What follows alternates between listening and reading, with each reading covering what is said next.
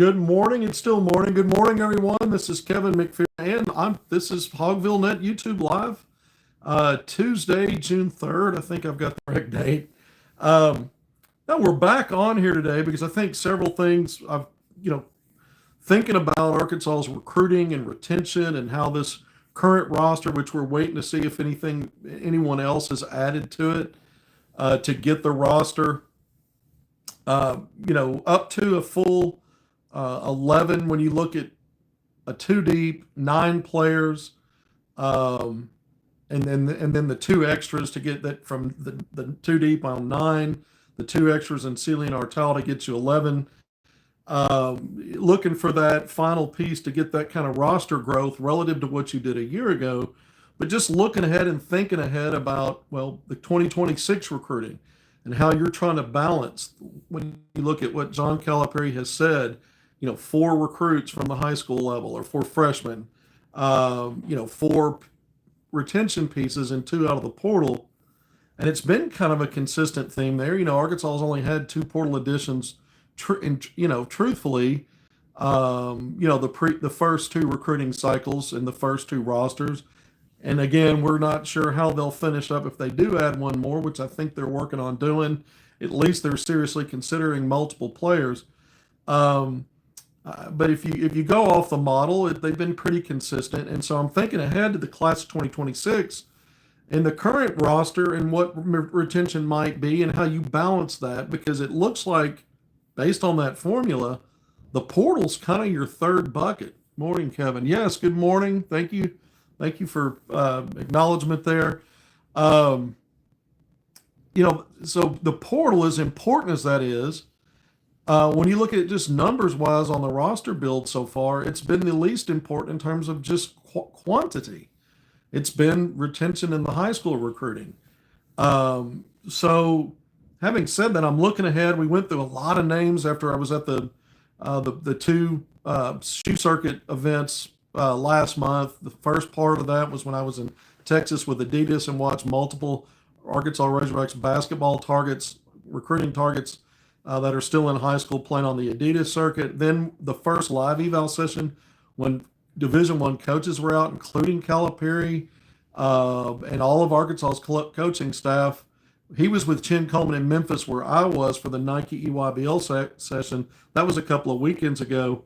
But the point is that having seen through and cycled through, and we talked about a lot of names that Arkansas is looking at, most of them 5-star kind of guys, and we know they've got one already in the fold for 2026. I really started thinking about, okay, this current roster, even if you add one more, what would the potential retention look like? What's the attrition going to look like? So we talk about in-season attrition and injuries and foul trouble and different things that can be problematic for your roster. But at the end of the year, you're projecting who's going to be gone, whether they run out of eligibility, maybe going to go to the NBA draft. We saw, Arkansas deal with all of that this year.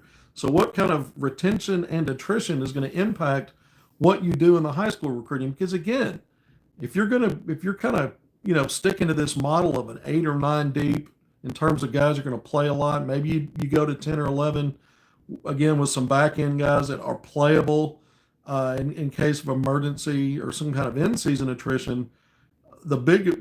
As much as anything, it's your high school recruiting that, even though Calipari said he can no longer do half his roster that way, when you look at the quality of it, it's still a big chunk of it. It may not be half of it, but it's, roughly 40% of it. So how are you going to marry these things together? So we went through, again, so many names in 2026, so many top 10 rated 5-star names. We're going to hit some of those again today, but I kind of pulled out 5 of those. I said, let's focus on 5. If he's only going to take 4, and that's kind of the cap, and then I went back in time and I thought, well, the first true high school class, he only brought 3 with him from Kentucky. He didn't have time to add anybody else once he got to Arkansas in the spring. He already had a 6-player class at Kentucky, brought half of that with him. And they were backcourt players, guards and wings. In this most recent cycle, you've got 3 freshmen that are from the high school ranks, so 3 again, plus Kareem Artal, who's a 20-year-old that's played professionally in Lithuania, the Lebanese forward who's on campus as the team is on campus now. And so you're looking at that going, okay, so 4 freshmen, but really 3 from the high school ranks. And they tried to get Nate Ament. At one point, they were also recruiting Muhammad Silla, the big man that ended up at Georgia Tech, and Arkansas decided not to up the NIL ante to keep his private commitment and make it public. So it seems to me Calipari was willing to go 4 from just the high school ranks, and maybe that would have impacted a guy like Artal, who came on board later. But they still, even with Artal, were still pursuing Nate Ament. So, I think there's been a possibility of even going to 5, just because of what we know to be true from this last recruiting cycle, the one that's landed Arkansas where it is with the current roster. So I look ahead and I think, okay, let's start looking ahead and thinking about attrition on the roster, retention potentially after this next season, and then who do you really zero in out of all these names? Probably 12 to 15 guys. Arkansas's kind of prioritized, knowing they're going to, at the end of the day, be down to, maybe getting only 4, which would be more out of high school than they've done so far. And so one of the interesting parts of that is you're already off the board with a 5-star, top 25 rated guy in J.J. Andrews, in-state legacy. We've gone through all the reasons why it's a great start to recruiting for that 2026 class. And when we start applying these other metrics, well, who could the attrition be at his position? He's a wing, 6'6" wing. What kind of succession plan do you have, if any, by bringing him? Is this just a really good player that you could get and you got him and you'll figure it out later? No. It also makes sense when you look at your roster this year. Carter Knox, you got back. He went through the draft process, but it's expected he'll be a first rounder next year. If everything goes well as expected, this is part of a succession plan for him. You're replacing a top 25 level 5-star coming out of high school, a guy that will come into his sophomore season with all SEC potential and predictions probably, and on a path maybe to be Arkansas's best player. You're replacing quality with quality, and Calipari's proven, if anything out of the high school ranks, he's loading up at the 1, 2, and 3. So it makes sense based on patterns, based on succession for roster attrition, and then also your retention, because what if you can still retain and bring back an experienced player in a Billy Richmond third for his 3rd season in Arkansas? So not just this year, but the year after that. You'd have a guy to replace Knox. You brought Billy Richmond in at the same time as Knox. You'd have an experienced player in your retention potentially. And you would also have, again, a succession plan for Knox. Maybe Isaiah Seeley, can play the 1, 2, or 3. Maybe he's another guy that you retain. So you'd continue to have depth at that position. But if you don't retain either of those guys, J.J. Andrews not the only high school player that you're recruiting out of 2026 that would fit the bill as a 3-spot kind of guy. See, I can see the staff when I look at the names they're recruiting in that class, what they're eyeballing in terms of expected attrition and retention once this season resolves itself. And we're not even there yet, obviously. We got a long way to go. But what they are doing now is recruiting. And we went through all the names and we explained why Arkansas is prioritizing in terms of talents of players.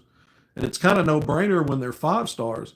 But you're also thinking, well, they're only, out of all these names, they're only going to really get a few.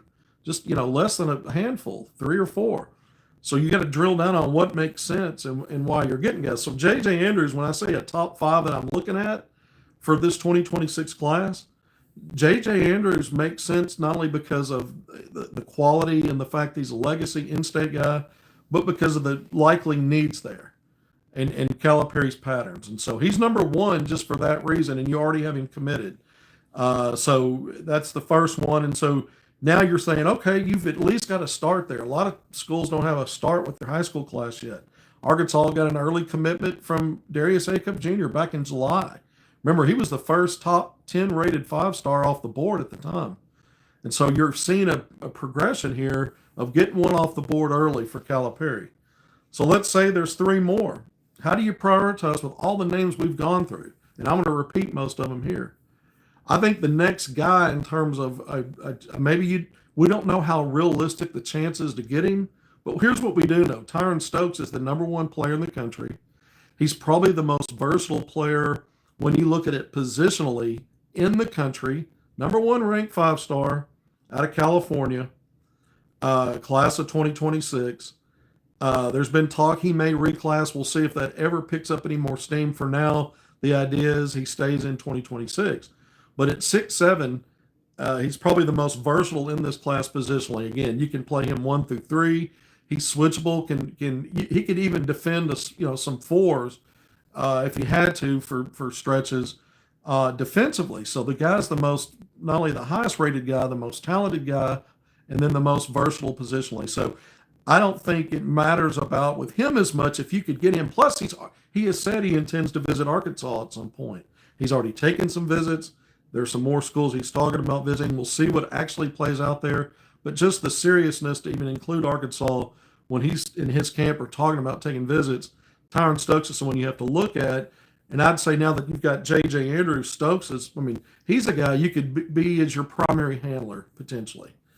Can help with the 2, the 3. Again, I mentioned him defensively, even being switchable on the 4s and be able to hold his own there a little bit. So he's definitely in a top 5 in that 2026 class of guys you would pursue. How realistic is it that you're going to get him? I'm not sure. But one guy that might be a little more realistic, and I've got him 3rd on this list, is Jordan Smith Jr., the 6'2", 6'3", probably 6'2", powerfully built. Built. If you look at the Oklahoma City Thunder right now, and that just elite defenders they have in the backcourt, there's a couple of guys that come to mind, and one of those is a guy that played for Calipari in Cason Wallace at Kentucky. So that's who Jordan Smith Jr. reminds me of. I got to watch him play extensively a couple of weekends ago in Memphis. We talked so much about what he brings to the table: power, athleticism, explosiveness in the backcourt, all of these things. But what I saw from him was a guy that already has elite defender attributes. Offensively, he plays the right way. He doesn't make it about himself, but he always finds a way to produce. Getting to the basket, finding spots to get to a good shot for him. Really good basketball player.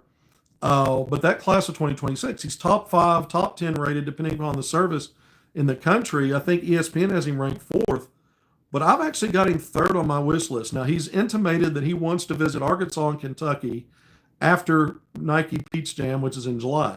He's already, a lot of people think, Duke's kind of the leader there.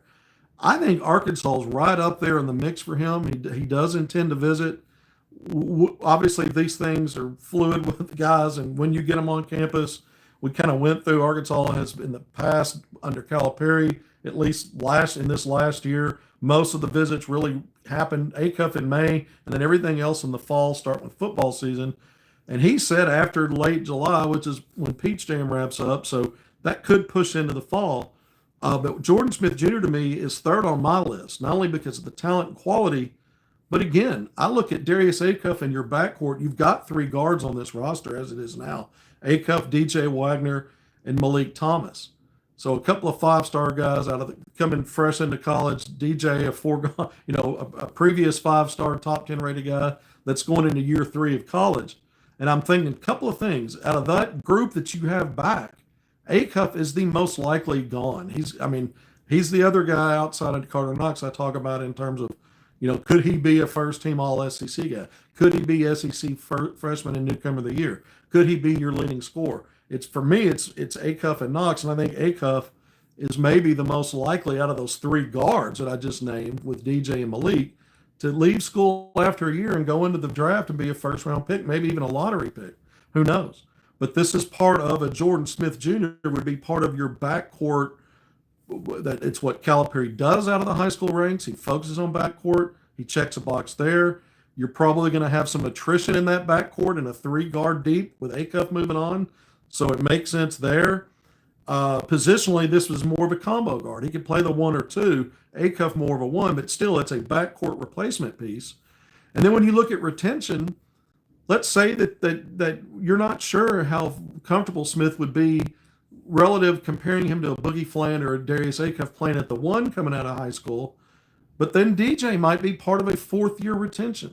I don't know where a path is for him to go on to the NBA. It hasn't happened yet. and he's making good NIL money. So let's say he sticks around another year. Well, we know DJ probably a better fit at the one he was last year when Boogie went out. He was a better fit when he slid over and took the primary minutes at the one. It was no longer running things at the two or playing it off the ball a lot. And it was kind of clunky there with Nelly at the three. So DJ, your retention potentially again, you add a guy like Smith and Acuff moves on. Does Malik Thomas also move on? That's another question. Does he have the kind of year where you're not going to retain a Malik Thomas in that backcourt? When you look ahead a year from now. So, for starters, I think you're going to be without at least one of those guys. Just like I think Carter Knox moves on and J.J. Andrews is a succession plan.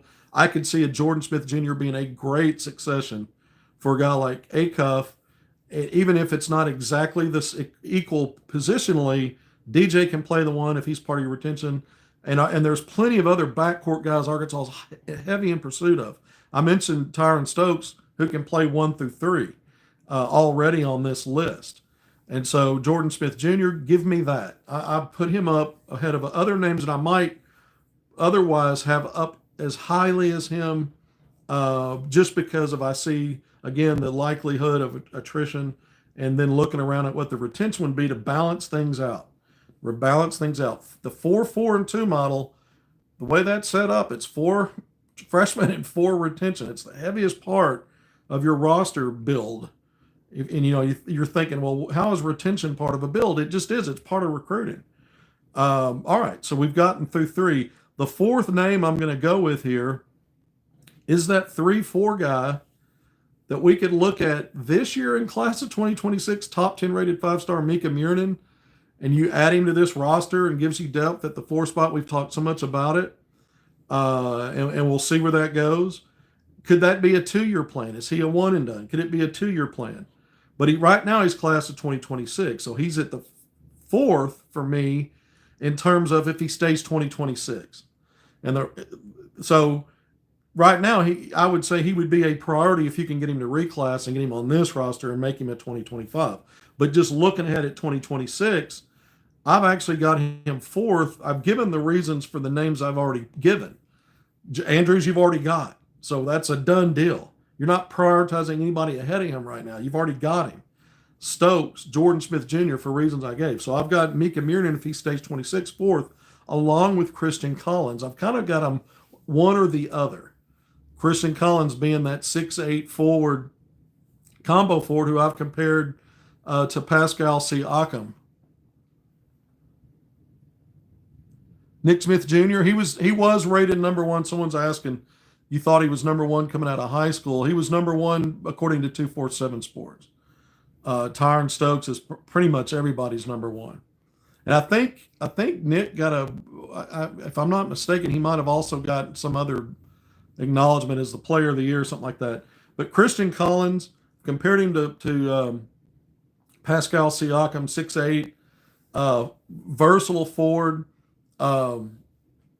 Saw him play extensively on the Nike EYBL circuit again, as did Calipari and Chin Coleman a couple of weeks ago, along with Tyron Stokes, J.J. Andrews, Jordan Smith Jr. They were courtside for all of these guys all the time, so they're a priority. Collins told me that he's got an offer from Arkansas already, and that he's looking, he's looking to take a visit in the fall. So to me, it's if Murnin stays 2026, they're both top 10 rated 5 stars. Collins is ranked 3rd overall. Murnin's between 5 and 10. Either way, to me, I'm trying to get one of those guys. Now, the one name that could move up on this list, because he is a priority, and for whatever reason, we brought this intel a few episodes ago, that Dejan Arafan Dejan, he on his Twitter account, he listed it with the first name being Dejan, and the recruiting services have it the other way around with Arafan as his first name. Either way, 7'1", 285, Arkansas, the top-rated center in the country, according to 247 Sports, top 25 overall, according to 247 Sports. Arkansas has been prioritizing him. He told me a few weeks ago that he's going to take his visit to Arkansas in September. And unsolicited for whatever reason, yesterday I got another DM for him and just reminding me that he's coming to visit Arkansas in September. Okay, thanks for, we got a ways to go there, but he just threw that back at me again, which is cool. That's fine. I'm not complaining. I'm just saying I didn't, he just had recently told me that, and he told me again. So, he's also in that group. He's in that group of, to me, Calipari, when he recruited Chris Sinak, in this last recruiting cycle, when he recruited Muhammad Silla, and those didn't work out. Sinak ended up at Houston. Silla, they could have retained him. Calipari was not going to jump NIL to do it. I say retain. He had a silent commit and could have, upped the ante again when Georgia Tech did. And Arkansas wasn't going there. It wasn't what they saw in a need relative to what he brings to the table. They stuck to the portal for their big man recruiting, and I salute him for that. But let's talk retention and attrition. Trevor Brazile is going to run out of eligibility on your front line. He's a 4-5, not a true center, but he helps at the 5. Nick Pringle runs out of college eligibility after the end of the season. So you've only got 3 players that essentially can play the 5. Malik Ewan is a guy we don't know if he'll do enough. He could have a breakout kind of year and even be all SEC. I don't know if if it translates to an NBA projection for him, and could he be, with 2 more years to play coming into this season, could he be retention on your front line? Could he be retention at your 5 spot? But even if he is, you've got to supplement that. And what Calipari's really done, when you look at the first 2 rosters, he's used Big Z, who was retention for him, technically portal because he had to do that to leave Kentucky to come to Arkansas. But you had Big Z and Thero, even as a 3-4, but we really played mostly 4 at Arkansas. Also retention via portal going Kentucky, Arkansas. And then you've got Jonas Adu out of the portal, one of your 2 actual portal guys, along with Nelly Davis at the 2. So your 3 bigs, and then you brought Brazile back, had college experience, had all played. I mean, and then you look at the portal this year, that's to your 2 big men. You bring in Brazile back again, experienced, right? It's going into year 5, I guess, technically. 3 at Arkansas, 1 at Missouri, and you got Malik Ewan and Nick Pringle. So you got a ton of. So the portal has been really, and I guess the retention part has been all of your big man, all of your forwards and center stuff so far. And I mentioned Collins and Muirnan. Maybe Muirnan reclasses and becomes the first high school player to be a frontline addition for Calipari, or maybe he stays 2026. Who knows yet for sure. Or it's a guy like Christian Collins that you're after. But I go back to Arafam because I think at some point you probably will try to bring in a young post player and develop them. Maybe they can help you some as a freshman, but maybe that'll be part of your eventual retention plan for the following roster and the following season. And you build around it with the portal like they've really exclusively done. Again, retention / portal on 4s and 5s. There's a pathway with these high school guys to maybe do it a little bit differently. And so I focused on those names. Now, a lot of names I left out. Caleb Holt, who had a lot of big performances the last few days in Adidas Euro camp, and was named the MVP of the entire camp. And they're playing against competition. Some of them are pro level and will be draftable players, not just from the high school ranks in the United States, but some of the competition they played internationally over in Treviso, Italy, the last few days. But Caleb Holt, the 6'5" guard, who's talked about wanting to visit Arkansas, he took part in that, had a really good showing, as did a couple of top 20 rated lead guard types, Tay Kenny and Deron Rippey Jr. Rippey Jr., out of those 2 guards, he and Kenny really showed out and had some big performances as well. He was one of the standouts. And all 3 of those guys play on the Adidas circuit. All 3 of them I interviewed, talked about their Arkansas connections, the Hogs recruiting them. I can confirm that Arkansas's coaching staff has been in close contact with all 3 of those guys over the last several days as they performed and were doing their thing over in Europe. Arkansas's keeping tabs on all these players.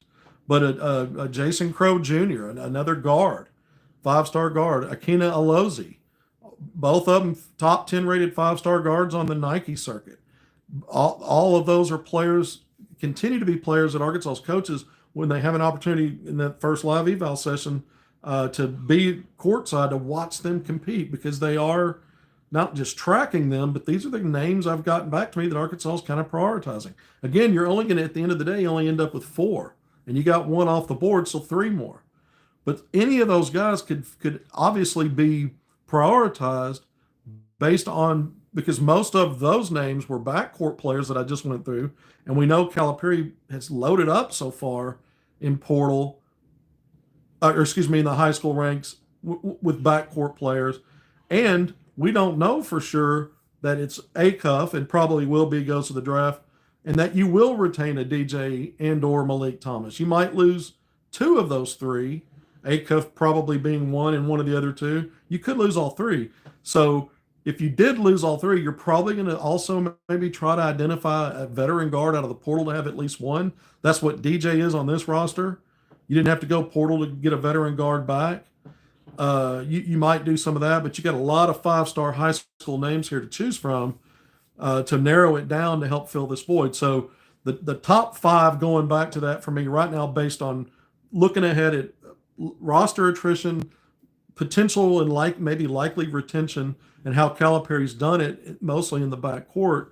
But I'm trying to sprinkle in some front court again. J.J. Andrews 1 off the board committed. Tyron Stokes 2, best player in the country. We'll see if Arkansas's got a real shot at that. Jordan Smith Jr., who I tend to think right now Arkansas's got a better chance at, and a top 5-star guard. And it's, I brought up the Case and Wallace comparison. This guy projects as an elite defender, and I think he's going to be an NBA player. But to me, he's at least, if not second on the list, third. I've got him right behind Stokes. And then I went Christian Collins or Mika Murnin, if Murnin doesn't reclass, at 4, kind of tied there. And then Dan Arafan at 5th on the list, and he's also a 5. He's a center. So the reason I have him a little lower on the list again is because Calipari so far has, even though he's gone after, again, a couple of guys that would kind of fit that positional mode, Sinak a 4-5 and Muhammad Silla a 5, it's not really where he just hasn't put all as many eggs in those baskets as he has guards and wings. And then I went through a bunch of other names that would fit the bill. They could work their way into this top 5 based on things changing in the recruiting, the way it looks. Let's say you get down the road a little bit and some of the guys that you think might be leaving aren't going to be ready to leave. We saw it this year with portal recruiting. Arkansas just ended up sticking with 2, just like the first cycle with Nellie Davis and Jonas Adu. They got Ewan and Pringle. So the high school part of it will also be impacted by maybe things they see in June and July with some of these guys, because you're not going to be able to sign guys, and you're not going. A lot of your visits won't happen until the fall anyway, and you won't have gotten into your season yet, and you'll barely be into it when the early signing period comes. But they may have a better handle on what they still need and what they think they're going to need versus where we are today projecting it. So always keep that in mind too. All right, 28 minutes in, I spent a lot of time going through the high school stuff and how I see some of this right now and prioritizing names. Some names I left out: Jalen Montnati, Abdou Toure, and even Aiden Chronister, an in-state guy. We're going to talk more in-state tomorrow. I'm really going to drill down on in-state players and how it looks relative so far, relative to what Calipari wants to do, and some things that could maybe come into the picture even in this current recruiting cycle going into 2026. But those are some guys that could play the 3 spot. And if you don't, outside of J.J. Andrews, and again, if you lose more than Carter Knox next year, let's say a Billy Richmond III off to the NBA, or Isaiah Seeley wants to transfer, whatever, you have some other options to add in with the J.J. Andrews at the 3 spot. All right, really quickly, I wanted to do this. I kind of wanted to run through some of these way too early top 25s, because I've noticed a trend in the last few days. Arkansas has slid just a little bit. We were talking when Carter Knox was going through the pro process, a lot of these projections were coming out, and they had Arkansas 8th or 9th or 10th. And they were assuming that Knox was coming back like everybody did. I remember we went through all the different sources telling me from the NBA and draft people connected with that part of it, scouts and draft gurus. Yeah, he's coming back to school. We don't even have a draft range. The staff thought he was coming back. Everybody thought he was coming back. The mocks thought he was coming back for the most part. So he came back. And so you're saying, well, if they were baking him in to the 8th and 9th and 10th as these update, how did Arkansas fall outside the top 10 in just about all of them? I think it's mostly because a team like Florida, who was outside the top 10, not only got Boogie Fland recently, but they got Alex Condon back out of the NBA draft, which surprised some people. He had some first round projections. So when we always said if that happens, Florida's going to jump up top 5. Some will have them pick number 1. I've seen some second or third. But so they displace. That's part of the displacement. I think other teams have continued to add players here late and kind of bolster. And Arkansas, other than no one ever believed Knox wasn't coming back. It's not like he's an addition, really. You wrapped up in April. At the time, it seemed like forever it took for Arkansas to announce even 2 players, and they did them both on the same day. But that was way back in early April. They didn't do anything else in the portal. They didn't make any more additions. And so I can see why Arkansas's been dropped just a little bit. It's still, really a lot of respect here when you look at some of these way too early projections. But, just right now at number 11, both ESPN as well as John Rothstein in College Hoops today, it's his top 45. Both Rothstein and ESPN have Arkansas 11th. So whereas both of them had them, I think Borzello had them at a few weeks prior at 9th, and Rothstein had Arkansas 10th. So not big drop there. Field of 68 at one point, John Goodman in that group had Arkansas 8th, which surprised me at the time. He's dropped them 4 spots to 12th. But again, Florida and maybe 2 or 3 other teams just adding a bit more, Florida adding a lot more to really change their projections, was enough to just slide a couple ahead of Arkansas, but nothing drastic. Sports Illustrated has Arkansas at number 13. The Athletic has Arkansas at number 17. CBS Sports, I guess Gary Parrish, that group, that part of it at Arkansas 20th. So that's the lowest out of that group. So if you take those rankings and do an average, it's right at 14th. So, recently, I think it was May 20th, so it's been a couple of weeks. When you look at Joe Lenardi, he updated his bracketology, and he's doing them updates once a month. So that's why I have to go back 2 weeks. For now, he may start increasing the frequency with how he updates this. But he had Arkansas moving up from a 5 seed to a 4 seed. And I said if you were trying to equivalate that with poll rankings, a 4 seed in 4 brackets, is equivalent to being ranked in a poll somewhere effectively 13 through 16. And the average of these polls has Arkansas at 14th. So almost in the middle of being in a ranking equivalent of a 4 seed in a bracketology. So everything's kind of lining up as being consistent right now. One other one I'll throw in here was Andy Katz has Arkansas just outside the 25. His power 37 or 36, whatever it is. Andy Katz with NCAA.com has Arkansas 26, so 1 spot outside the top 25. If you throw that into the equation and do the average again, it gets Arkansas just under like 15.7, so you round up the average ranking of 16th. But again, in that 13 to 16 ranking range that you would equivalate to a 4 seed, which is Lenardi's most recent bracketology projection. What does it all mean at the early part of June? Not a whole hell of a lot, other than it's a pretty consistent viewpoint and opinion. But it doesn't really matter who you ask. Everybody's kind of got Arkansas lumped in that same area. And again, I think a lot of that has to do with other teams making additions. It's why I circle back to Amika Muirden. If Arkansas adds a top 10 rated 5-star who's already, his age is already commensurate with incoming freshmen as it is, even though he's class of 2026, if he were to reclass, to me, that just by that addition, I think some of these way too early things will shift.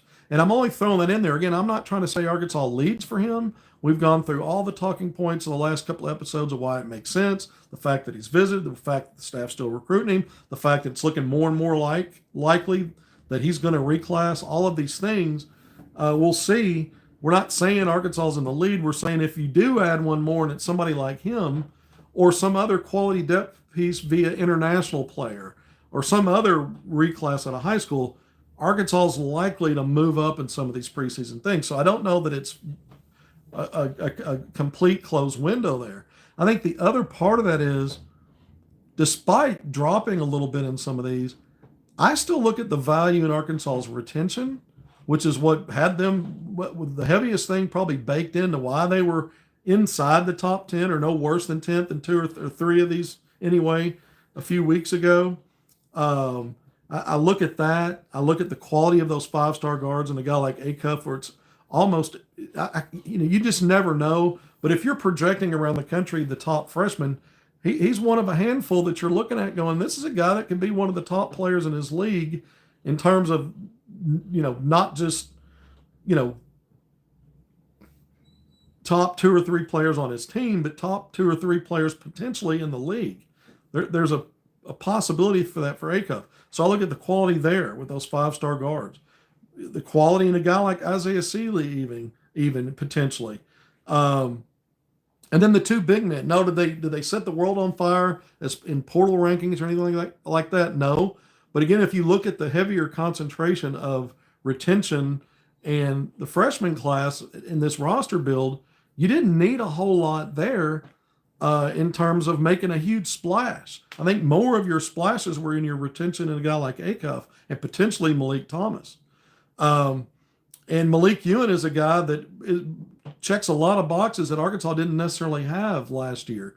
Consistently strong offensive rebounder, consistent score, at a level higher than what Arkansas had in its front line. Is there any slippage defensively? That's something I want to talk about here in a second. And Nick Pringle, with all the experience he has in the SEC, no, he wasn't an all-league performer like a Jonas Adu. But again, there are other reasons why this roster is stronger in other areas through retention and the five-star recruiting from high school, whereas you may not need as much from a guy like Pringle in terms of point production that even a Jonas Adu gave.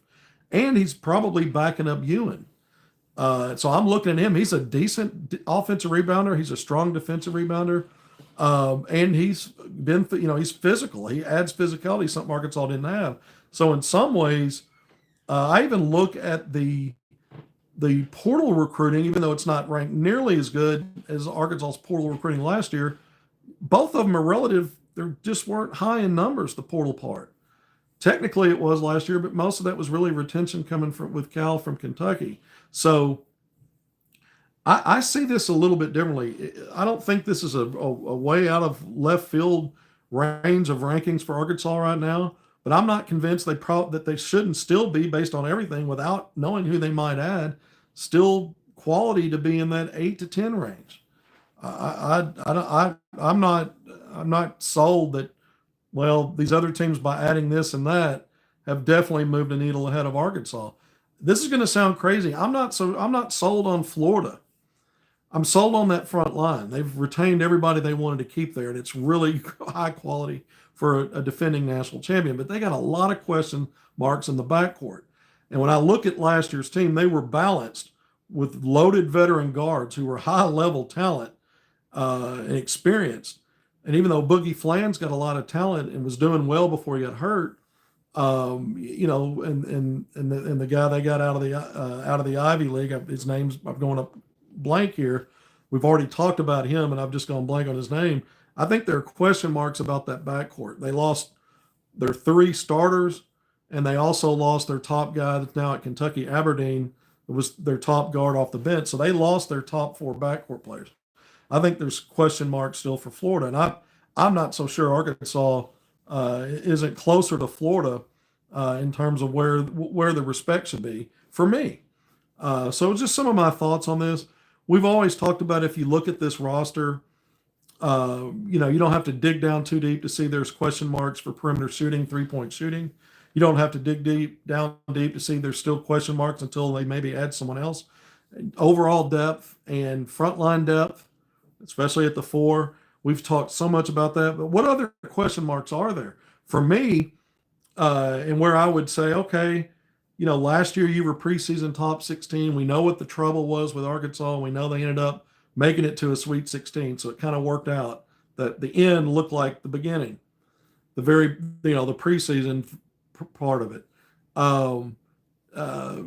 So this time around, you're kind of in that same bucket in the beginning, that 13 to 16 range. But what are some other question marks? Defense. Last year, that was Arkansas's calling card when you looked at everything. Top 20 rated in KenPom consistently most of the year, and they finished that way. At 17th or 18th. I wonder, will this team be as good? When I look up and down the roster and I think the retention, I see all 4 of the retention pieces, DJ, Carter Knox, Billy Richmond III, and Trevor Brazile as potentially being anchors and talking points for how you can build defensively, because they were part of a strong defensive team last year, and they all had positive elements contributing to that. I don't think one of those guys was an eyesore defensively, especially the way Brazile was playing toward the end of the season. Let's say that version of him anyway. All right. And then you bring in Nick Pringle. I talked about the physicality, but here's a guy that's also a good defender. Malik Ewan, I have question marks about. But would he be an upgrade defensively with question marks versus a Big Z who blocked some shots, but let's face it, was hardly playable because of the inability to keep guys from getting to the rim and inability to secure defensive rebounds consistently. So, there are some things I wonder about. Those 2 freshman guards, I think Nelly Davis, we didn't talk enough about his defense last year. You've lost him in that backcourt. Adu Thero was a versatile defender. Gone. You look at the steal production for Arkansas last year, which was what helped Arkansas have a pseudo strength in transition. It was more of a strength in the offseason and the non-conference part of it, kind of inconsistent in league play. But a lot of your steals were coming. Your leader was Adu Thero, and I think Boogie Flan by average was second. And Nelly Davis, once he started picking things up with Boogie out, he started having games where he had big steal numbers. All those guys are gone. So how does that affect your transition? How good is your defense going to be with 2 freshmen making up your three guard rotation? I just said DJ might be a positive there. Seems like he is. What about Acuff and Malik Thomas? How much defensively are they going to bring to the table as fresh off the street? So I think there are more question marks maybe looking at this for me outside of shooting and depth, which we've talked so much about. Can Arkansas maintain a defense that's top 25, let alone top 20, which is, again, what they were last year? The other thing I have serious questions about is ball security and turnovers. That was Boogie Flan's superpower, was not only facilitating, but keeping the turnovers low. And it was problematic for DJ. Does he improve there? What are you going to get out of Acuff as your primary lead guard, and certainly starting games that way? How good is he, and how long does it take him to figure out, the best ways to play and not give the ball away?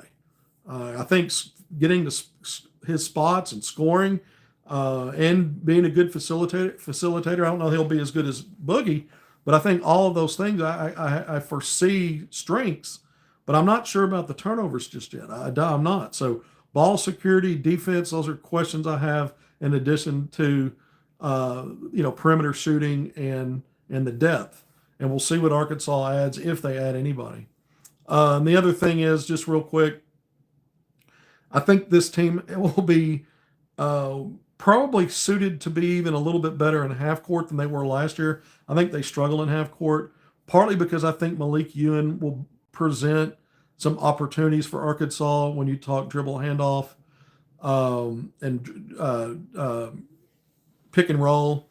And because I think Brazile, if he can consistently do what he was doing at the end of the year, just being able to knock down some threes and play him out on the perimeter in that 2-man action and getting some quality out of that. But you look at Carter Knox, Billy Richmond III, DJ. I mean, these are guys that they're coming back, and we know that really for all 3, the strength of their game is getting inside the arc and getting it in transition or in a half court setting, getting to the basket. And Acuff, another guy that I see him being able to break down and get to spots, and with a little more strength, maybe the closer it gets to the basket, to finish better than a guy like Boogie was able to do. So I think this team could be even better getting downhill than last year's team was. All right, 45 minutes in. This went a lot longer than I thought I had planned for it to. Thank you for joining me on HogvilleNET YouTube Live. We will tomorrow be really focused. A lot of what we're going to talk about is in-state stuff, and kind of looking ahead with some of that. But we're also hoping to have some more schedule news for you this week. We're keeping our eyes on it because the SEC last year had released at least the matchups before we got into June, and here we are. So that could be coming at any minute. Some of these other one-off games that Calipari likes to tease or hint at, when could some of that stuff start to develop? We've already brought some schedule news. I won't go back through that today, but we'll hopefully have some more for even as soon as tomorrow. And then we'll see if we can get any more intel on Mika Murnin or some of the other players Arkansas is looking at. A couple of names that one source has asked me not to bring up. If I can get another source to confirm Arkansas is on it and they're okay with it, I'm going to bring them. So I'm working on that. But until next time, thank you for joining me on HogvilleNET YouTube Live. Please hit subscribe, like, and share. That stuff helps us out. Take care of yourselves. Be good. If something breaks and we need to come back on today, we will. If not, sometime tomorrow. Stay tuned. See you soon.